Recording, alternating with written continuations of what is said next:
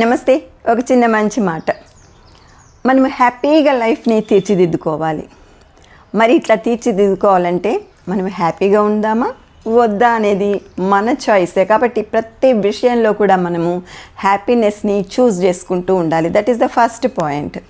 Second point ఏంటంటే మన సంతోషాన్ని, మన హ్యాపీనెస్ని దోచుకుని వెళ్ళే దొంగలు కొంతమంది ఉంటారు.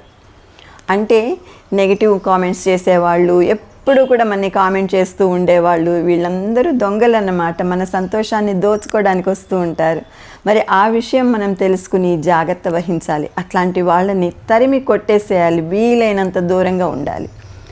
అండ్ థర్డ్ పాయింట్ ఏంటంటే మనం ఎంత సింపుల్గా ఉండగలుగుతామో అంత హ్యాపీగా కూడా ఉండగలము. And then the fourth point, చాలా మంచి పాయింట్ ఏంటంటే మన హ్యాపీనెస్ని ఎప్పుడు కూడా షేర్ చేసుకుంటూ ఉండాలి. మన హ్యాపీనెస్ని ఎప్పుడు అందరితో షేర్ చేసామో అప్పుడు మన హ్యాపీనెస్ రెట్టింపు అవుతుంది, 3 అంతలు 4 అంతలు అవుతుంది. మనం చాలా చాలా హ్యాపీగా ఉండగలుగుతూ ఉంటాము. మరి మనసులో మంచి ఆలోచనలు, నలుగురిని ఆదరించే మనస్తత్వము గనక ఉంటే మనం ఎప్పుడు కూడా హ్యాపీగా ఉంటాము. హ్యాపీనెస్ తోటి హెల్త్ డెఫినెట్గా బాగుంటుంది.